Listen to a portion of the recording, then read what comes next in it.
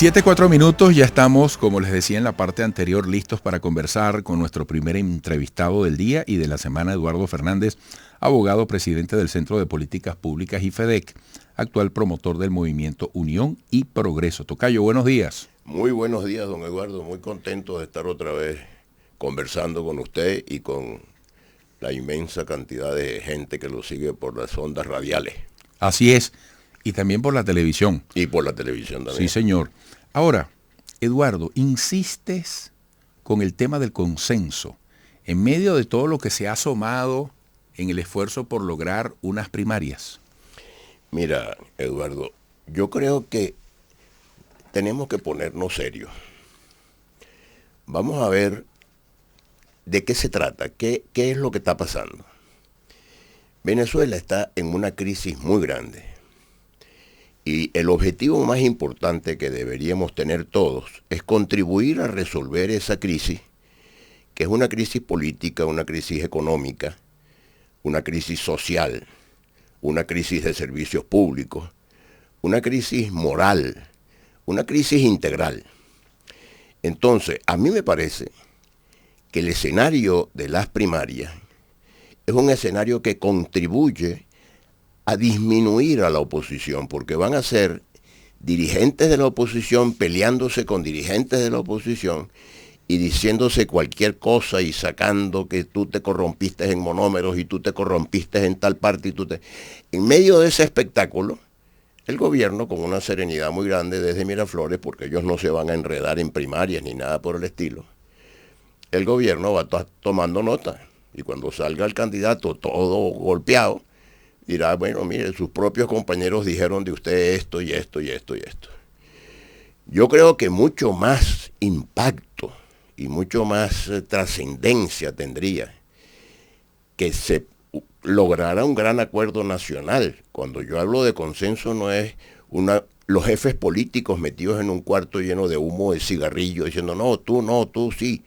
No, sino que haya un gran consenso donde participe el empresariado, donde participe la dirección sindical del país, los líderes más importantes, los líderes religiosos, los líderes de los medios de comunicación social, y digan, señores, lo que está en juego es Venezuela.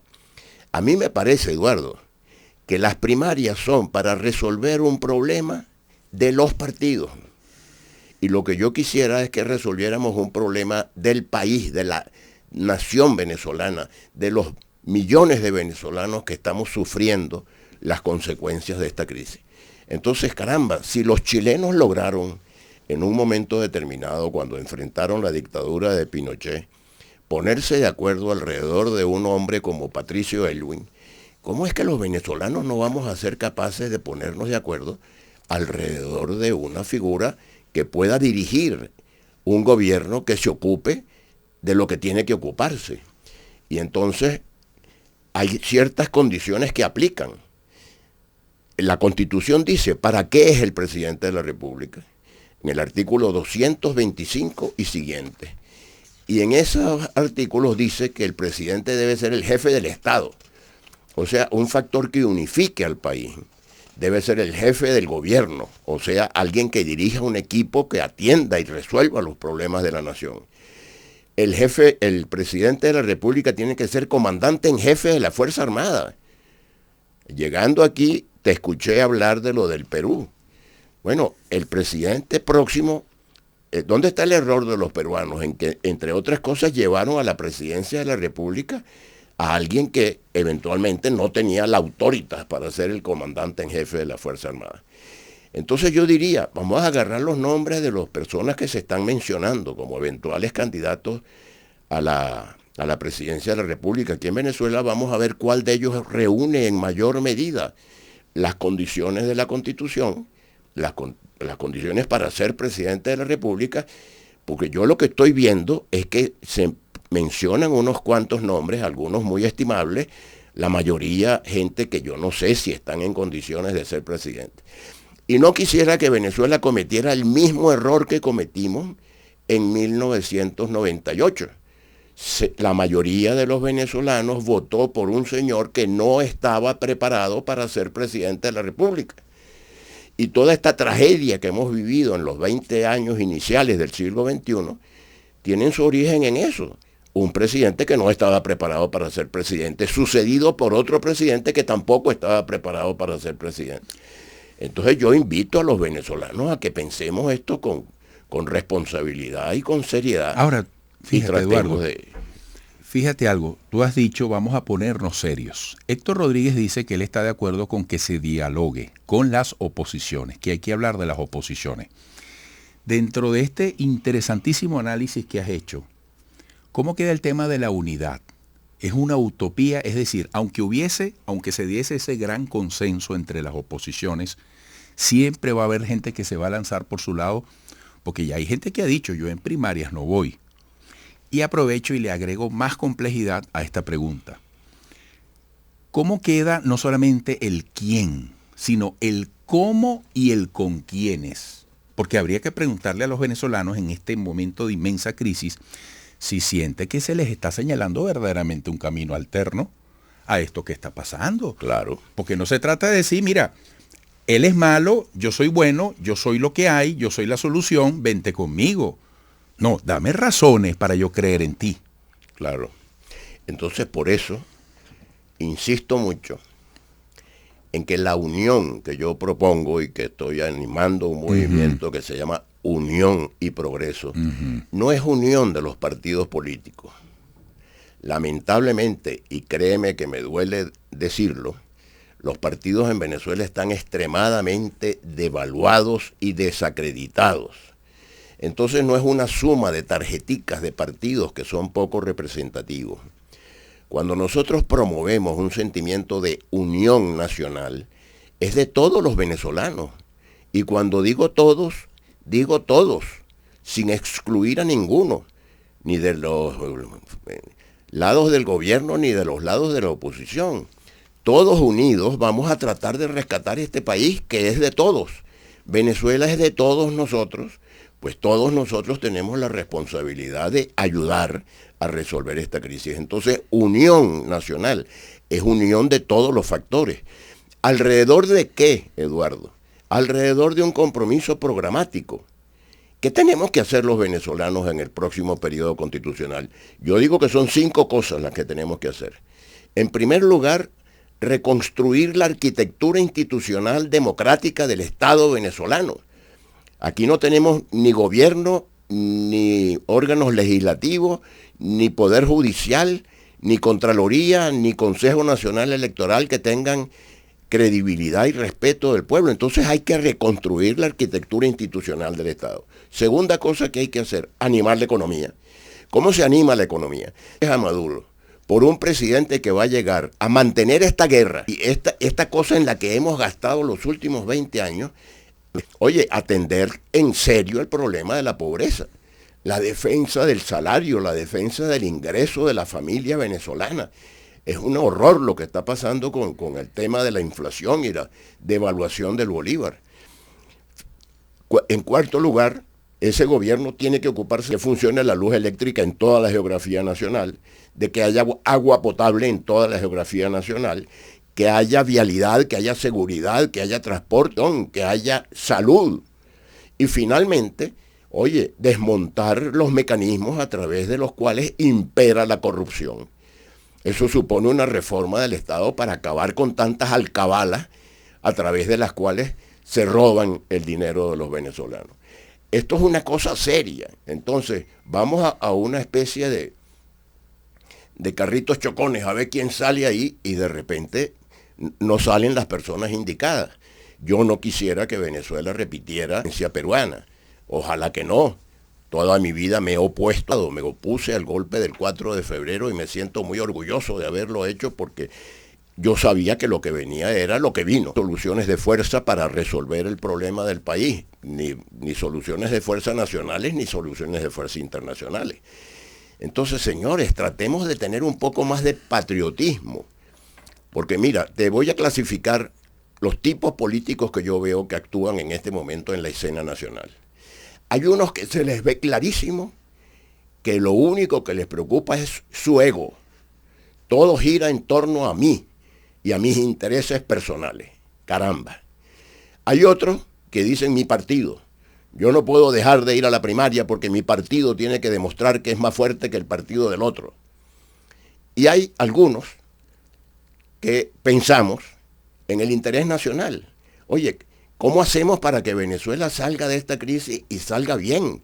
Y el país tenga presencia internacional y sea respetado por la comunidad de las naciones. Y la gente en Venezuela viva bien, viva con calidad de vida. Ese es el desafío que yo siento que tenemos. Eduardo, en la próxima parte quiero tu opinión sobre el diálogo. ¿Cómo no? Si va bien. Fíjate, yo tengo esta duda como ciudadano o esta aspiración. Nicolás Maduro dice, hay 30.000 millones de dólares bloqueados en el exterior. ¿Por qué no ha salido nadie de la oposición para decir, con un papel y un lápiz, sea Blay, de Stalin González, Freddy Guevara, cualquiera de los que están ahí, ¿por qué no han salido a decir, es correcto, presidente? Son 30.000 millones de dólares. O no es tanto, es esto.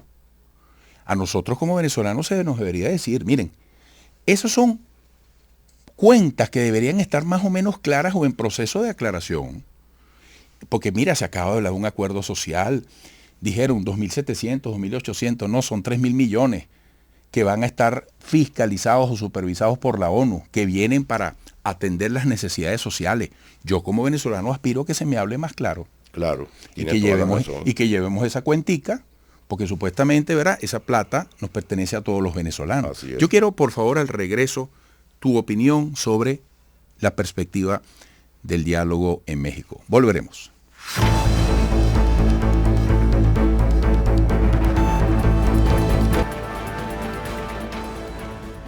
Eduardo Fernández, abogado, presidente del Centro de Políticas Públicas y FEDEC, actual promotor del movimiento Unión y Progreso. ¿Cómo has visto el camino que intentan dar el diálogo?